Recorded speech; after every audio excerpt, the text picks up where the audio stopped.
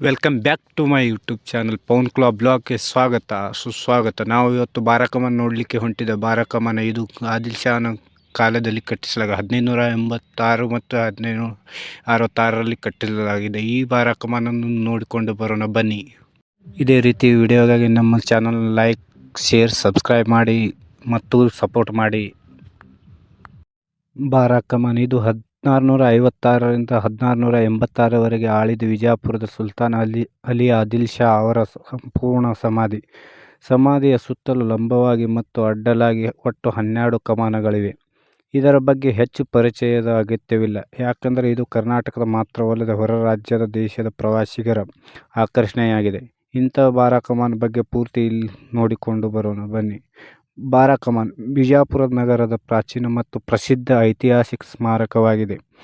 ಆದಿಲ್ ಶಾ ರಾಜವಂಶದ ಅಲಿ ಆದಿಲ್ ಶಾ ಅದ್ಭುತ ವಾಸ್ತುಶಿಲ್ಪಿಯವರು ಸಮಾಧಿಯನ್ನು ನಿರ್ಮಿಸಲು ಬಯಸಿದ್ದನು. ಅಲಿ ಆದಿಲ್ ಶಾ ಸಮಾಧಿಯ ಸುತ್ತಲೂ 12 ಕಮಾನುಗಳನ್ನು ಲಂಬವಾಗಿ ಮತ್ತು ಅಡ್ಡಲಾಗಿ ಇಡಬೇಕೆಂದು ಯೋಜಿಸಲಾಗಿತ್ತು. ಆದರೆ ಕೆಲವು ಕಾರಣಗಳಿಗಾಗಿ ಸಮಾಧಿ ಕೆಲಸವು ಅಪೂರ್ಣವಾಗಿ ಉಳಿದಿದೆ. ಕೇವಲ 2 ಕಮಾನುಗಳನ್ನು ಮಾತ್ರ ಲಂಬವಾಗಿ ಎತ್ತಲಾಯಿತು. ಇತ್ತೀಚಿನ ದಿನಗಳಲ್ಲಿ ಅಡ್ಡಲಾಗಿ ಇರಿಸಲಾಗಿರುವ 12 ಕಂಬಗಳನ್ನು ಅವಶೇಷಗಳನ್ನು ಇನ್ನೂ ಕಾಣಬಹುದು. ಈ ಸ್ಥಳವನ್ನು ಭಾರತೀಯ ಪುರಾತತ್ವ ಸಮೀಕ್ಷೆ ನಿರ್ವಹಿಸುತ್ತದೆ. ಬಾರಾಕಮಾನನ್ನು 1672ರಲ್ಲಿ ಅಲಿ ಎರಡನೇ ಆದಿಲ್ ಶಾ ನಿರ್ಮಿಸಿದನು. ಆದರೆ ಬಾರಾಕಮಾನ್ ಪೂರ್ಣಗೊಳ್ಳುವ ಮೊದಲು ಅವನ ಸ್ವಂತ ತಂದೆ ಮೊಹಮ್ಮದ್ ಆದಿಲ್ ಶಾನ ಕೊಲೆ ಮಾಡಿದನು. ಬಾರಾಕಮಾನ್ ನಿರ್ಮಾಣವಾದರೆ ಗೋಲ್ ಗುಂಬಜ್ ವಾಸ್ತುಶಿಲ್ಪದ ವೈಭವ ಕಡಿಮೆಯಾಗುತ್ತಿತ್ತು. ಆದ್ದರಿಂದ ಎರಡನೇ ಆದಿಲ್ ಶಾ ತನ್ನ ತಂದೆಯಿಂದ ಕೊಲ್ಲಲ್ಪಟ್ಟನು. ಇದರಿಂದ ಸಮಾಧಿಯು ಬಾರಾಕಮಾನುಗಳು ಅಪೂರ್ಣವಾದವು ಎಂದು ಹೇಳಲಾಗುತ್ತದೆ. ಬಾರಾಕಮಾನ್ ಎರಡನೇ ಅಲಿ ಆದಿಲ್ ಶಾ, ಅವನ ಪತ್ನಿ ಚಾಂದ್ ಬೀಬಿ ಮತ್ತು ಉಪಪತ್ನಿಯರು ಹಾಗೂ ಅವರ ಹೆಣ್ಣು ಮಕ್ಕಳ ಸಮಾಧಿಗಳನ್ನು ಒಳಗೊಂಡಿದೆ.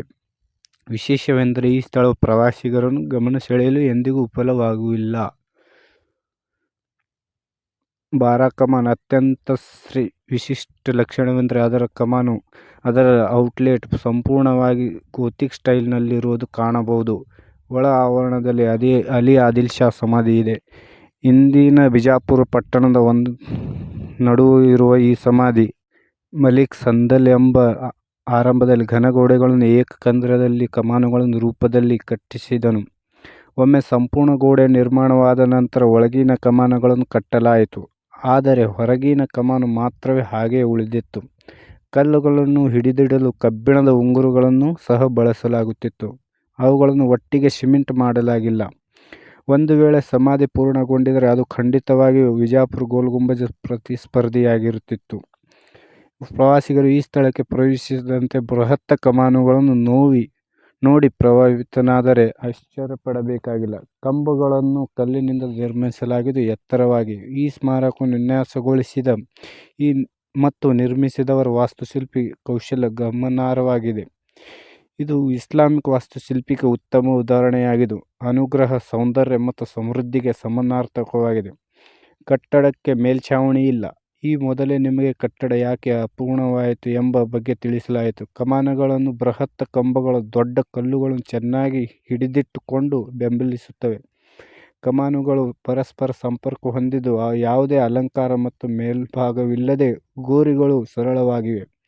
ಬಾರಾಕಮಾನ್ ಮುಂಭಾಗದ ಉದ್ಯಾನವನ್ನು ಉತ್ತಮವಾಗಿ ನಿರ್ವಹಿಸಲಾಗಿದೆ. ಇತಿಹಾಸವನ್ನು ಕೆದಕಿದಾಗ ತಂದೆ ಮತ್ತು ಮಗ ಸಮಾಧಿಗಳ ವಿಷಯದಲ್ಲಿ ಇಬ್ಬರು ಪರಸ್ಪರ ಮೀರಿಸಲು ಪ್ರಯತ್ನಿಸುತ್ತಿರುವುದನ್ನು ಕಂಡುಬರುತ್ತದೆ.